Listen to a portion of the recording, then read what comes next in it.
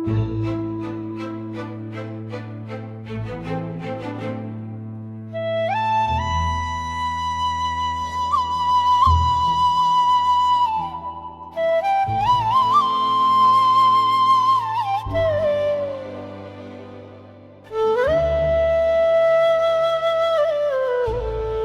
समय पहले राजा अश्वपति नाम के एक प्रतापी राजा थे। उनके कोई संतान नहीं थी। उन्होंने कई वर्षों तक माता सावित्री देवी की कठोर तपस्या की। देवी उनकी भक्ति से प्रसन्न हुई और उन्हें एक तेजस्विनी कन्या का वरदान दिया। राजा ने देवी के नाम पर अपनी पुत्री का नाम सावित्री रखा। जब सावित्री विवाह योग्य हुई तो राजा ने उनसे स्वयं अपने लिए योग्य वर चुनने को कहा। सावित्री ने वन में रहने वाले सत्यवादी, धर्मपरायण और तेजस्वी राजकुमार सत्यवान को अपना पति चुना।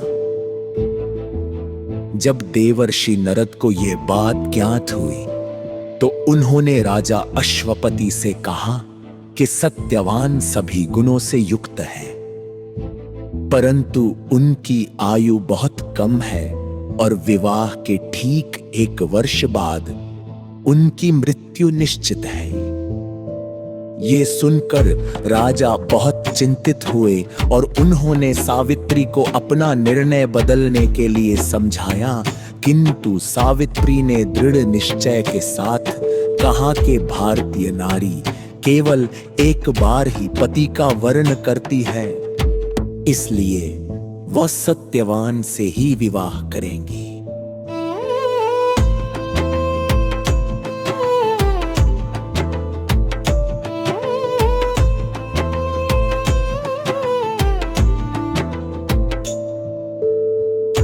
विवाह के बाद सावित्री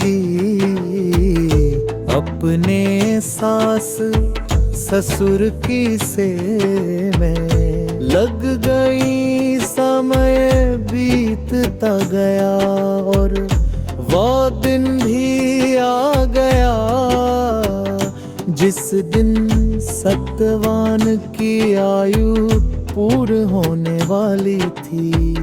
सावित्री ने 3 दिन का कठोर उपवास रखा और भगवान का ध्यान किया।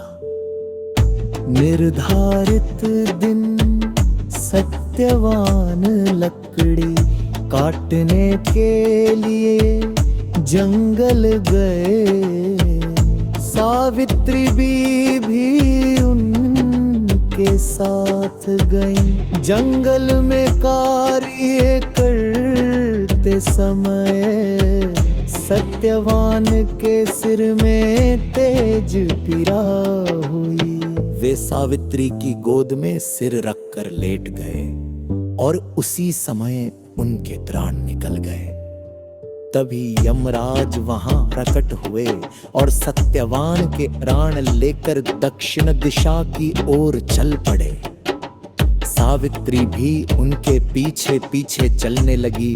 यमराज ने उन्हें लौट जाने के लिए कहा, लेकिन सावित्री ने धर्म, सत्य और पतिव्रता धर्म का ऐसा उपदेश दिया कि यमराज उनकी बुद्धिमत्ता और निष्ठा से अत्यंत प्रसन्न हो गए।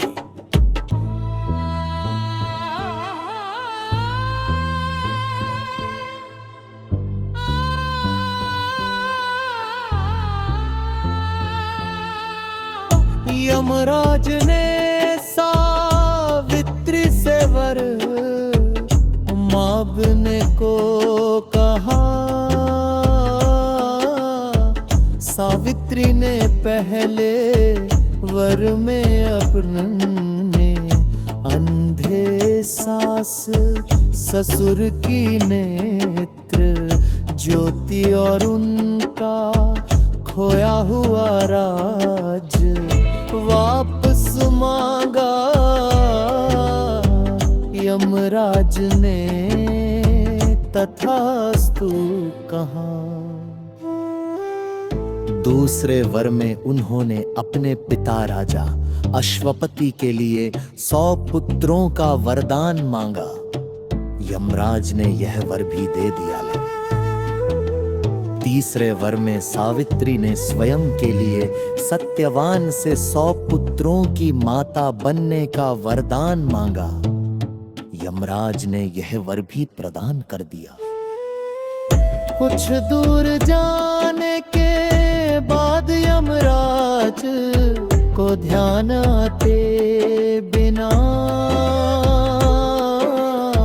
सत्यवान के जीवित हुए यह वरदान पूरा नहीं ही हो सकता।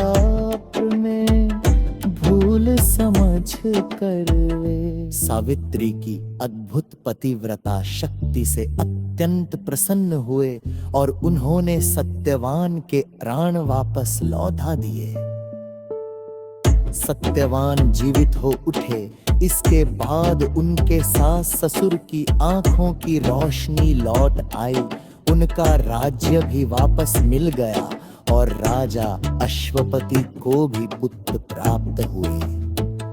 इस प्रकार सावित्री की अटूट श्रद्धा, सत्य, धैर्य और पतिव्रता धर्म की विजय हुई। वट सावित्री व्रत का महत्व है।